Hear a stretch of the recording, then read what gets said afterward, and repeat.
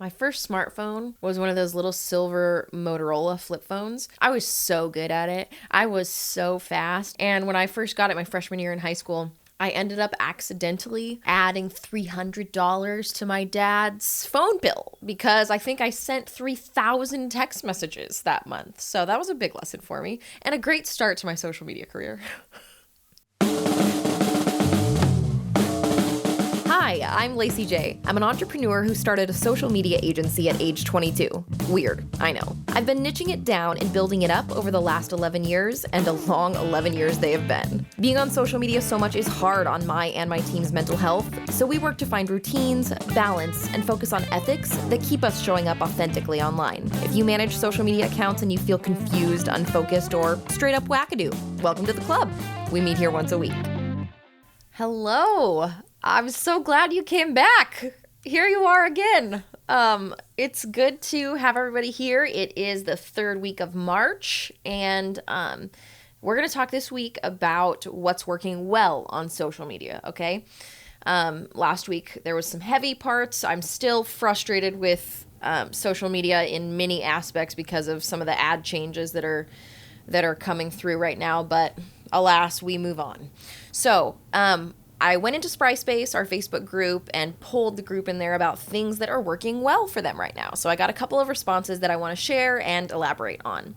The first one came from Juanita Grace, who runs Black Iron Strength social media accounts. And what she said is what's working well is working with someone to discuss ideas for social media as well as how to respond to comments on social media. Juanita and I have been working together for about 3 years one-on-one, and whenever we get on a call, she's got a list of comments that people have given, posts that they've given that have... Whenever we get on a call, she's got a list of posts that people have posted, comments people have made on social media, and we work together to figure out the best responses to them.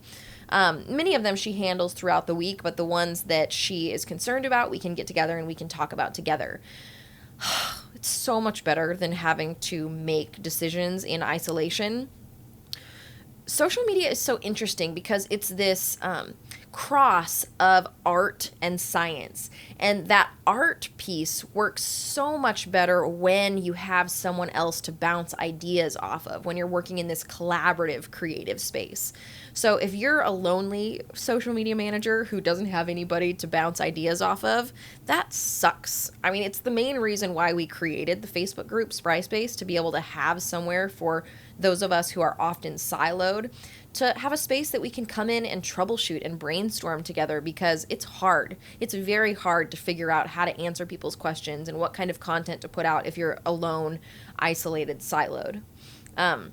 So if you have any questions about what kind of responses you should be making, you get a negative comment, maybe you get a really positive comment, and you just need help, go to someone, go into Spryspace, make a post in there, and there will be people there to help you. It's too hard to make all of these decisions on your own, and not only is it hard, but you don't have as good of content if you're all alone creating it. You don't have as good of relationships built with your community if you're not collaborating with someone and getting other perspectives to make sure you have a rounded presence on social media. Okay, second response that we got, super fun. The response is, what's working well is reels under 10 seconds that evoke emotion and feeling, okay? So this account specifically that posted about this is actually a pretty large dog account, okay? Kevin the Bernedoodle is, and maybe it was Kevin that put this response in. I'm just saying it could be. Slobbery keyboard and everything. But what they said when they were answering this is these reels under 10 seconds that are evoking emotion and feeling are working really well. So sometimes we as creators overthink things and we want to overcomplicate things, and our content has to be just right and so important. But I mean, the truth is we could take like a 7-second video clip that's kind of cute and funny and put that up, and we do it consistently, and it ends up yielding positive return.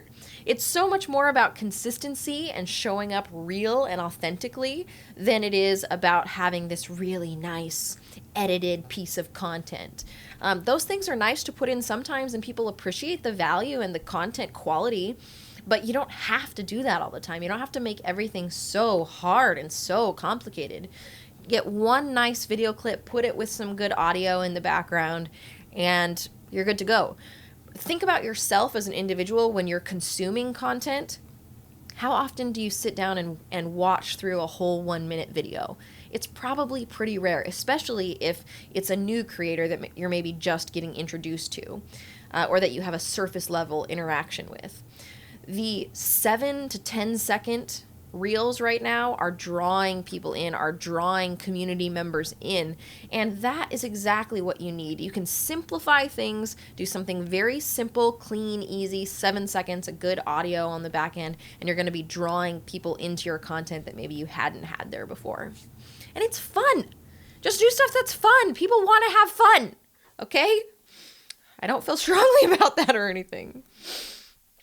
The last major thing that people in Spry Space said is working well for them right now on social media is it's a two-part here. One is employee recognition posts, and the second part is specific stories or content around monthly themes like Black History Month or Women's Physicians Day, etc. So let's start with the employee recognition posts. These are such a good idea, okay? There's a few reasons why. Anytime where you can take the rest of your team who is involved in your company and start highlighting them, it draws them into your content too. That may not seem important to you because you're like, well, they're not my target demographic. But it is engagement, and it's creating this amplification in your network towards people who are likely your target demographic, okay? You start bringing your employees in to engage with their content. They share it out to people. You're amplifying organic reach. You don't have to pay for that reach if you're getting people sharing content out. One of the biggest parts about this is the human element, okay? Your customers who already love you often love you because of the people in your brand, okay? So when you highlight the people in your brand that your customers actually have a relationship with, that prompts them to come into the content too. Now, those are your target customers. And if they comment on that content and they share it out to their personal content as well, or their brand channels, again, organic amplification that you can't get that with ads. You can't get someone that's that close to your target demographic who's your actual customer amplifying your content with ads. You can't do it. So you create content that highlights the humans in your brand, and people will respond. Kelly Welch Gordon from in Spry Space is the one who brought this to our attention, and it's so true. I can't agree with her more. So the second half of that is stories and posts around monthly themes, okay? The reason that this type of content works well is a fewfold. One is that people are primed for the content.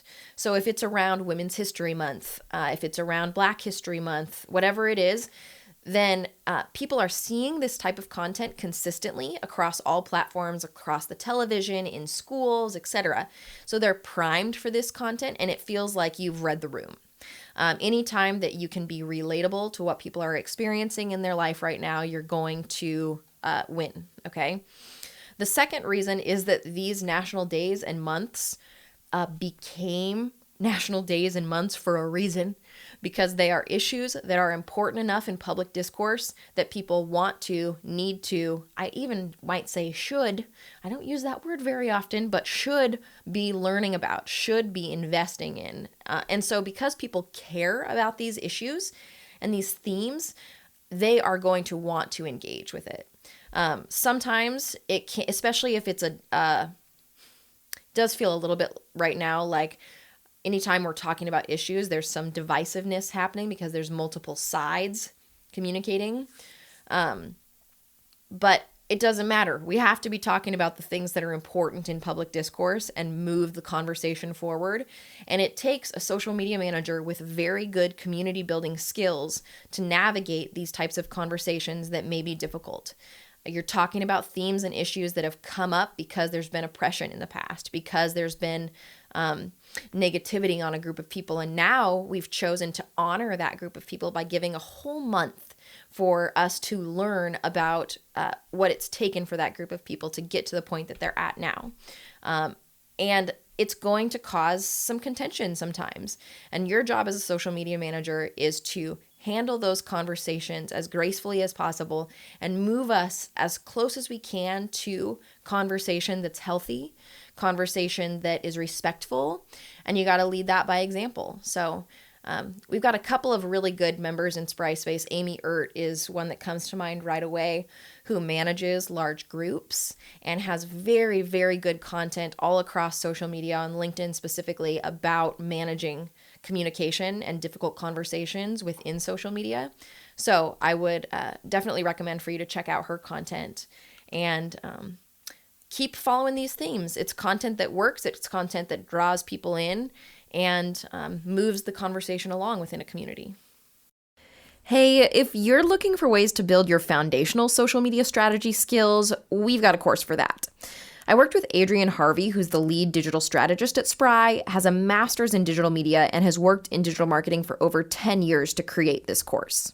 The course is called Social Media on Purpose, and it takes all of the lessons we've learned over our combined 24 years in the industry and distills them down into bite-sized lessons for you to enjoy.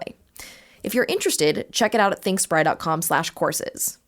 Also, we're kind of cute and funny if that's important to you. Before you head off for your week, I want to give you one idea, okay? This week, can you give a few people some kudos, okay? Sometimes we have so many tasks on our plate that we are just so focused on getting through them, and we feel great when we get to the end of our week and we've finished a bunch of tasks. But also, there's something really wonderful that can happen when we show appreciation to others, okay? Most of the time, we are working in somewhat collaborative situations, and so if you have the opportunity to tell someone, good job, just tell them, good job, I like what you did here. This is really great content. I appreciate that you did this for me. Thank you for picking up the slack.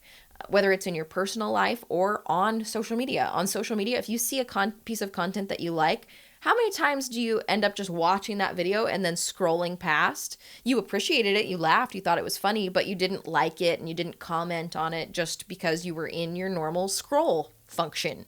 Give them some kudos, okay? It's like karma. If you liked it, like it. Put a little comment on here. I loved this piece of content. Thank you for putting it together. You know, if you manage social media accounts, how much it means to get that feedback that's positive. I mean, we have to deal with so much negativity and trolls and whatnot, that getting a piece of positive feedback, especially if you can make it a little bit more detailed. Adrian at Spry, one of her favorite things is when somebody comments back what the goal and purpose of your social media account was in the first place. So give somebody a real comment on social media. Give somebody some real appreciation in your life, and you'll be surprised. I think doing that gives you just as much of a dopamine hit as finishing your tasks for the week. So maybe you can double up if you can give some gratitude and appreciation along with your productivity. So hope you have a wonderful week. I hope you eat some great snacks. I'm going to probably right now. Talk to you later.